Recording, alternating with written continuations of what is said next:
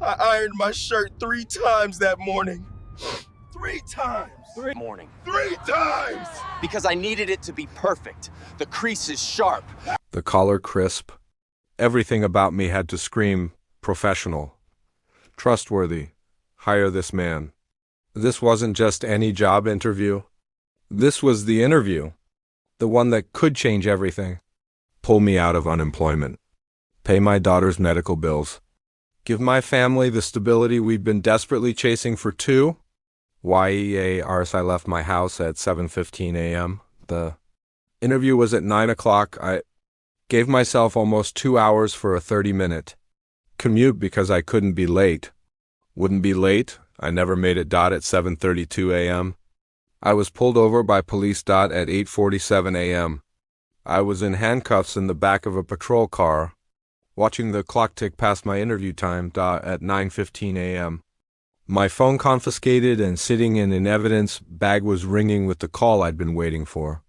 The recruiter, wondering where I was, I didn't commit a crime. I didn't resist. I did everything they told me to do, but it didn't matter. Because sometimes in America, being black and driving to an opportunity is treated like a crime in itself. This is the story of how I lost everything in 75 minutes. How my daughter's chance at proper medical care slipped away. How my wife's trust in the system shattered. How my own belief that hard work and doing right would protect me. Died on the side of Highway 9. You want to know what rage feels like? What helplessness feels like? Let me tell you about the day I never made it to my job interview. They say timing is everything. Be in the right place at the right time, and doors open. Opportunities appear. Life changes, but what they don't tell you, what they conveniently forget to mention, is that for some of us, being in any place at NY time can be seen as suspicious, as threatening, as reason enough to stop, question, detain, and destroy. I learned that lesson on a Tuesday morning in September, and it cost me everything. My name is Terrence Washington. I'm 34 years old, a father, a husband, a man who was just trying to provide for his family, and this is the story of the day. The system decided that my future wasn't as important as their assumptions. Let me tell you what this job meant to me. Not just any job. Not just a paycheck, though. God knows we needed that too. This was a senior account manager position at Meridian Financial Group. Salary, $78,000 a year. Benefits, full medical, dental, vision. The kind of job that comes with business cards and a 401k and the dignity of not having to explain to your 6-year-old daughter why you can't afford the medicine. That stops her asthma attacks. I'd been unemployed for 19 months of watching my savings evaporate, 19 months of seeing the worry lines deepen on my wife Angela's face, 19 months of my daughter Zoe asking, "Daddy, when are you going back to work?" In that innocent voice that cut deeper than any knife, I hadn't chosen unemployment. I'd been laid off when my previous company downsized. Last hired, first fired, the story of my professional life. Despite my MBA, despite my 7 years of experience, despite doing everything right, I'd sent out 247 job applications in those 19 months. I kept count. Every rejection email felt like another door slamming in my face. Most companies didn't even respond. The ones that did sent polite form letters. "We've decided to move forward with other candidates. We'll keep your resume on file. We wish you the best in your job search." Translation: No. The bills kept coming. Though rent, utilities, Zoe's medication, the expensive kind. Because of course her asthma couldn't be controlled by the cheap generic inhalers. She needed the name brand stuff. $340 a month without insurance. Angela worked as a nurse at St. Mary's Hospital. She was pulling double shifts, sacrificing her own health to keep us afloat. I watched her leave for work exhausted and come home even more drained. And the guilt ate at me like acid a man is supposed to provide. That's what my father taught me. That's what society expects. And I was failing. Every single day I was failing. Then 3 weeks ago I got the call, Mr. Washington. This is Jennifer Martinez from Meridian Financial Group. We received your application for the senior account manager position, and we'd like to invite you for an interview. I almost dropped the phone. Yes, I said, trying to keep the desperation out of my voice. Yes, absolutely. When? How's Tuesday, September 12th at 9 a.m.? Perfect. That's perfect. When I hung up, I sat on our worn couch in our tiny apartment and I cried. Actually cried? Not sad tears. Relief tears. Hope tears. Angela found me like that. She wrapped her arms around me without asking why, because she already knew. She always knew. You're going to get this, she whispered into my hair. You're going to nail this interview, and they're going to hire you, and everything is going to be okay. I believed her. God help me, I believed her. I spent the next 3 weeks preparing like my life depended on it, because it did. I researched the company, memorized their mission statement, studied their client portfolio, practiced answers to common interview questions until Angela begged me to talk about literally anything else. I got a haircut at a discount barbershop, spent money we didn't have on dry cleaning my best suit, the navy one I'd worn to my last job interview 2 years ago, back when I still had a future. The night before the interview, I couldn't sleep. I lay awake staring at the ceiling, running through scenarios. What if they asked about the employment gap? What if they wanted references from my last job? What if they could smell the desperation on me?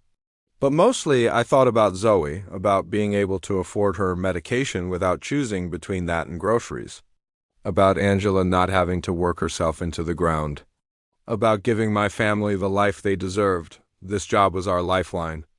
Our way out. At 5:30 a.m. on Tuesday, September 12th, I woke up before my alarm, showered, shaved carefully, put on my suit, and then I ironed that shirt 3 times. Until it was perfect. Angela kissed me before she left for her shift. You've got this, she said. Call me the second it's over. Zoe was still asleep. I tiptoed into her room, kissed her forehead, and whispered, Daddy's going to make everything better, baby girl.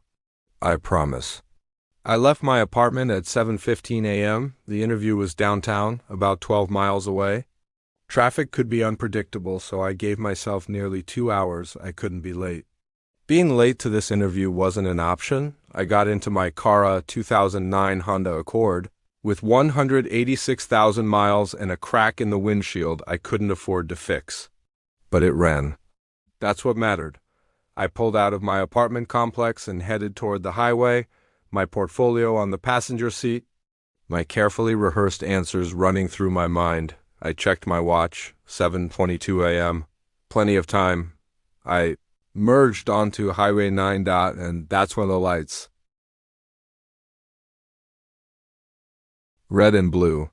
Flashing in my rearview mirror. My stomach dropped. No, not now. Not today. I wasn't speeding. I'd been careful about that, paranoid even. I'd checked my turn signals twice before every lane change. I wasn't on my phone. I wasn't doing anything wrong, but the lights were there, undeniable, demanding. I signaled and pulled over to the shoulder of the highway. Put the car in park. Turned off the engine. Placed my hands on the steering wheel at 10 and 2, where they could be clearly seen. I'd had the talk like every black man in America. My father gave it to me when I turned 16 and got my license. Angela and I had already started having it with Zoe, even though she was only 6, because you can never start too early. Keep your hands visible. Don't make sudden movements. Say yes, sir, and no, sir. Don't argue. Don't explain. Just survive the encounter. Get home alive. My heart was pounding so hard I could hear it in my ears. The officer took his time approaching. I watched in my side mirror as he ran my plates, talked into his radio, finally emerged from this cruiser, white male. Maybe late 20s.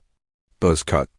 Wraparound sunglasses. Even though the sun was barely up, he appeared at my window. I had it already rolled down. License and registration, he said. No greeting. No explanation for why he'd pulled me over. Yes, sir, I said, my voice steady despite my racing pulse. My license is in my wallet in my back pocket. The registration is in my glove compartment. I'm going to reach for them now. I moved in slow motion, retrieved my wallet, pulled out my license. opened the glove compartment carefully. Announcing each movement and found the registration, I handed them over. The officer studied my license for a long time. "Too long, Terrence Washington," he said like my name was evidence of something. "Yes, sir." "Where are you headed this morning, Terrence?" "I have a job interview downtown, sir." "At Meridian Financial Group. It's at 9 o'clock. Why did I offer that information? Because I wanted him to see me as human, as someone with somewhere to be, as someone who mattered. "Job interview," he repeated, and there was something in his tone. Skepticism? Disbelief? "What kind of job?" "Account manager, sir." He looked at my car, old, dented, clearly not the vehicle of a successful account manager. Then he looked at me in my carefully ironed shirt and my discount haircut and my desperate hope. "Step out of the vehicle," he said. The words hit me like a physical blow. "Sir, Is there a problem?" "I wasn't speeding. My registration is current. Step out of the vehicle, now." My hands started shaking. I checked my watch. 7:34 a.m. Still time. If this was quick, if I cooperated, I could still make it. I opened the door and stepped out onto the shoulder of Highway 9. Cars whizzed past at 70 miles per hour, making my suit jacket flutter. Turn around. Hands on the vehicle. "Sir, can you please tell me what this is about?" "I have an important." Hands on the vehicle. I turned. I placed my hands on the warm hood of my car. The metal was already hot. From the morning sun, the officer patted me down, roughly, thoroughly, his hands checking my pockets. My waistband, my ankles. I felt violated, humiliated, but mostly, I felt time slipping away. 7:37 a.m. "Do you have any weapons?" "Any drugs?" "No, sir, nothing." "Do you consent to a search of your vehicle?" Here it was. The trap question. Say yes and they'll search. Say no, and suddenly you're suspicious, and they'll search anyway and make the encounter 10 times worse. "Sir, I really need to get to my interview. It's at 9, and if I'm late..." "That's not what I asked." "Do you consent to a search?" "I thought about Angela, about Zoe, about the job that would save us." "Am I being detained?" I asked, trying to remember my rights through the fog of panic. "Am I free to go?" "Answer the question. Do you consent to a search?" The officer's hand had moved to his belt. Near his gun. That's when I understood. This wasn't about my car. This wasn't about traffic violations. This was about power. About reminding me of my place. I have rights," I said, my voice shakier now. "I don't have to consent to hands behind your back." "What?" "No, wait, hands behind your back, now." "I didn't do anything. I'm just trying to get to a job interview." "Please, just let me..." But the handcuffs were already clicking shut around my wrists. "You're being detained for suspicious behavior and failure to comply with lawful orders," the officer said, reciting words he'd probably said 1,000 times. Suspicious behavior. I was driving to a job interview in a suit. That was my suspicious behavior. "This is a mistake," I said, hearing the desperation in my own voice and hating it. "Please, I have an interview at 9. I've been unemployed for over a year. This job, it's everything. My daughter needs medication we can't afford. Please, I'm begging you." The officer guided me toward his patrol car, one hand on my cuffed wrists, one hand on my shoulder. I was crying now. I'm not ashamed to admit it. I was crying because I could feel my future slipping away with every second. Because I could see the clock on the dashboard of the patrol car, 7:43 a.m. Because I knew, that even if this was resolved in the next hour, even if they let me go with an apology and a ticket, I would miss the interview. The one opportunity I'd had in 19 months, gone. A second patrol car pulled up. Then a third, 3 police cruisers for one man in a suit, trying to get to a job interview. Through the window of the patrol car, I watched them search my Honda. They pulled out my carefully organized portfolio. Opened it, flipped through my resume, my references, my salary negotiation notes. One officer held up my folder like it was evidence of something. They searched the trunk, the glove compartment, under the seats. They were looking for something, anything, to justify this stop, to prove that their assumptions about me were correct. They wouldn't find anything. I didn't even have a parking ticket. My record was clean, but that didn't matter. Because the damage was already done, 8:02 a.m., I asked the officer if I could make a phone call. He ignored me. 8:15 a.m., I asked again if I could explain the situation.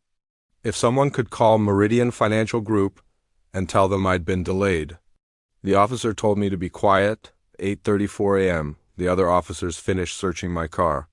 One of them approached and spoke to the officer who'd stopped me. I couldn't hear what they said, but I saw the body language. The shrugs.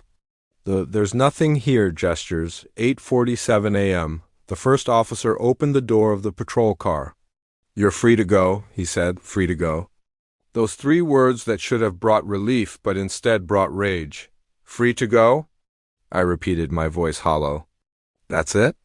You detained me for over an hour, searched my car, made me miss the most important interview of my life, and all you can say is, you're free to go? Watch your tone, the officer warned. My tone? My tone? I was shouting now, months of frustration and fear and rage finally exploding. You just destroyed my family's future. You just took away my daughter's medical care. For what? For what? Sir, if you don't calm down, I was going to a job interview. The words came out as a roar.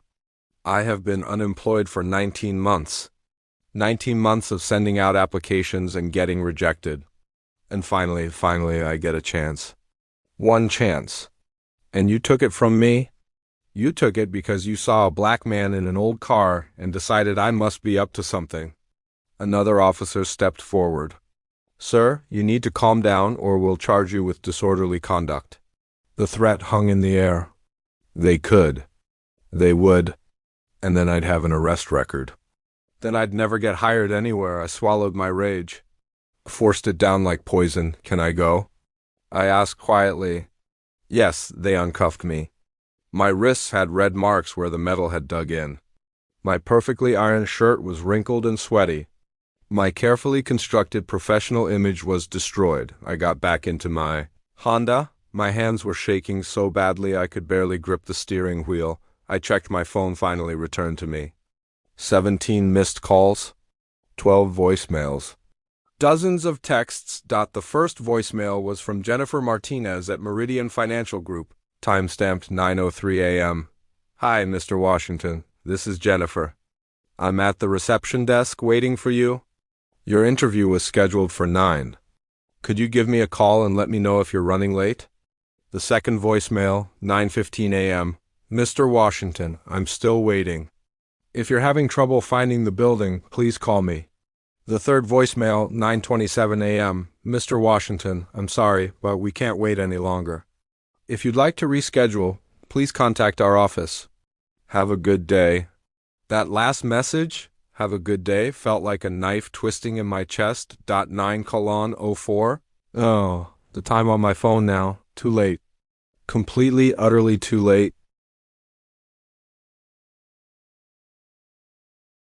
I called Jennifer Martinez back immediately. My hands were still shaking. Miss Martinez, this is Terrence Washington. I am so sorry. I was on my way. I left almost 2 hours early, but I was stopped by police. I was detained. I tried to explain that I had an interview, but they wouldn't. Mr. Washington. She interrupted, her voice professional but cold. I understand that emergencies happen. However, we had several candidates interviewing today, and we have to maintain our schedule. We've decided to move forward with other applicants. Please, I said, and I didn't care how desperate I sounded anymore. Please, I'm here now. I can be there in 20 minutes. I prepared so hard for this. I need this job. My daughter, I'm sorry, Mr. Washington, the position has been filled. Thank you for your interest. Click. She hung up. I sat in my car on the side of Highway 9, cars rushing past, and I screamed. Just screamed until my throat was raw and my voice was gone. Then I called Angela. Terrence? She answered immediately. How did it go? Did they offer you the job? Baby, tell me. I didn't make it to the interview. Silence. What do you mean you didn't make it? I told her everything. The stop, the detention, the search, the handcuffs. The watching time slip away while police officers treated me like a criminal for the crime of driving while black. Angela didn't say anything for a long time. When she finally spoke, her voice was different, harder. They knew you had an interview? I told them. Multiple times, and they kept you anyway. Yes, another long silence. Come home, she finally said. Just come home. I drove home in a daze. Pulled into our apartment complex at 10:47 a.m., sat in the parking lot for 20 minutes before I could bring myself to go inside. When I finally walked through the door, Angela was there. She'd left work-sacrificed hours we needed her to work to be home for me. She hugged me without saying anything. And that's when I broke. Completely broke. I cried in my wife's arms like a child. Cried for the job I'd lost. For the future that had been stolen. For every rejection and every closed door and every time the world had reminded me that no matter how hard I worked, no matter how qualified I was, my skin would always be seen as a threat first and my humanity second. We'll figure it out, Angela whispered, but her voice was hollow. We both knew there was nothing to figure out. We were drowning and the life raft I'd been swimming toward had just been yanked away. That afternoon, I had to explain to Zoe why Daddy didn't get the job. Why we still couldn't afford the good medicine.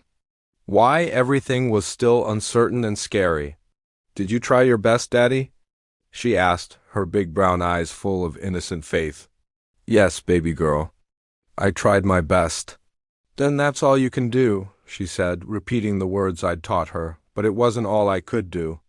I could have been born white. That would have helped. The weeks after that Tuesday were the darkest of my life. I fell into a depression I couldn't climb out of. Stopped sending out job applications. Stopped trying. What was the point? Even when I did everything right again, when I got the opportunity, the system found a way to take it from me. Angela worked more hours. Picked up extra shifts. Came home exhausted and went to bed without eating because we were trying to stretch every dollar. Zoe's asthma got worse. We couldn't afford her medication, so we rationed it. Only used the inhaler when attacks got really bad. Watched our 6-year-old daughter struggle to breathe and felt like failures as parents. I tried to file a complaint about the stop. Called the police department's civilian complaint line. Was transferred 7 times and then told to submit a written complaint via mail. I wrote a 5-page letter detailing everything that had happened. Mailed it certified, return receipt requested. 6 weeks later, I received a form letter. Your complaint has been reviewed. The officer's actions were found to be in accordance with department policy and procedure. This matter is now closed. In accordance with policy. Destroying a man's future was policy. I reached out to Meridian Financial Group one more time. Sent an email explaining what had happened, asking if there might be other positions opening up. Practically begging for another chance, the response was polite and final. We appreciate your interest in Meridian Financial Group. Unfortunately, we have no positions available at this time. We wish you the best in your job search. Translation: don't contact us again. 3 months after that Tuesday, we fell behind on rent. Our landlord, a man who'd always been fair before, gave us an eviction notice. 60 days to pay or leave. We didn't have $60, let alone the $2,400 we owed. Angela's sister in Atlanta offered to let us stay with her temporarily. Just until you get back on your feet, she said, which we all knew meant indefinitely. So we packed up our lives. Sold what little furniture we had. Said goodbye to the apartment we'd called home for 4 years. Zoe cried when she had to leave her school. Leave her friends? Leave the only home she'd ever known. Why do we have to move, Daddy? She asked. What do you say to that? How do you explain to a 6-year-old that the system is rigged? That her father did everything right and still lost? That sometimes, in America, being black means your dreams are disposable? Sometimes life changes, baby girl, I said. But we're going to be okay. As long as we're together, we're going to be okay. I didn't believe it. But I needed her to. We've been in Atlanta for 8 months now. I finally found work, not an account manager position with benefits and a future. A warehouse job? Night shift? $14 an hour? No benefits, no room for advancement. The kind of job I'd spent years trying to escape, but it's income. It keeps us fed. Angela found work at a clinic. The pay is less than what she made before, but it's something. Zoe adjusted faster than we did. Kids are resilient like that. She made new friends. Started at a new school. Her asthma is still bad. We still can't afford the good medication. But she's surviving. We're all surviving, but we're not living. Not really. We're just existing, day to day, paycheck to paycheck. Always one emergency away from disaster. I think about that Tuesday in September. Every single day, I think about what my life would look like if I'd made it to that interview. If I'd been given the chance to prove myself. If 75 minutes on the side of Highway 9 hadn't determined the trajectory of my entire family's future. Sometimes, late at night when I can't sleep, I imagine an alternate timeline. One where I wasn't pulled over. Where I walked into Meridian Financial Group at 8:55 a.m., 5 minutes early, professional and prepared. Where I nailed the interview. Where they offered me the job. In that timeline, I'm not working in a warehouse. Angela's not working herself into the ground. Zoe has the medication she needs. We have stability, hope, a future, but that timeline doesn't exist. Because an officer saw me, a black man, in an old car and made assumptions. And those assumptions cost me everything. People say that's just one bad experience. Not all police officers. Not all traffic stops. And maybe they're right, but it only takes one. One stop, one detention. One assumption. One officer who sees you as a threat instead of a human being. One moment where your skin color matters more than your character. It only takes one to destroy a life. I don't tell this story for sympathy. I tell it because it needs to be told. Because thousands of people, maybe millions, have their own version of this story. Their own Tuesday in September. Their own moment when the system reminded them that they don't get to dream like everyone else. I tell this story because my daughter deserves to grow up in a world where her father can drive to a job interview without being treated like a criminal. I tell this story because Angela deserves a husband who isn't carrying this much rage and grief and broken hope. I tell this story because I need you to understand. This isn't about individual bad actors. This is about a system that sees black bodies as threats, a system that values power over justice, a system that can destroy futures in 75 minutes and call it policy. I still have the shirt I was wearing that day, the one I ironed 3 times. The one with the perfect creases that got wrinkled and sweat-stained while I sat handcuffed in the back of a patrol car, watching my future evaporate. I keep it in the back of my closet. I don't know why. Maybe as evidence. Maybe as a reminder. Maybe because getting rid of it would feel like admitting defeat. Angela wants me to throw it away. It's just making you hold on to the pain, she says. She's probably right. But I can't. Not yet, because that shirt represents something. Not just the job I didn't get, but the belief I used to have. The belief that hard work mattered. That preparation mattered. That if I did everything right, I'd be treated fairly. That shirt is the death certificate of my naivety. I don't know if I'll ever get back to where I was before that Tuesday. I don't know if the anger will ever fully fade. I don't know if I'll ever trust the system again, but I know this. I'm still here. Still fighting. Still providing for my family the best I can. Even if it's not the life I'd planned, and maybe that's enough, or maybe it shouldn't have to be. Maybe a man in American man, regardless of skin color, should be able to drive to a job interview without fear. Should be able to pursue opportunity without being treated like a criminal. Should be able to exist without constantly proving he deserves to. Maybe that's the world we should be fighting for, because the next person pulled over on their way to change. Their life might be someone you love, and when it happens to them, when their future is stolen in 75 minutes, when they come home broken and hopeless and enraged, I hope you'll remember this story. I hope you'll understand that this isn't about individual choices or personal responsibility. This is about a system that needs to change before it destroys another dream, before another father has to explain to his daughter why trying your best isn't always enough. Before another family loses everything. In the time it takes to drive 12 miles. My name is Terrence Washington. I never made it to my job interview, and my life will never be the same.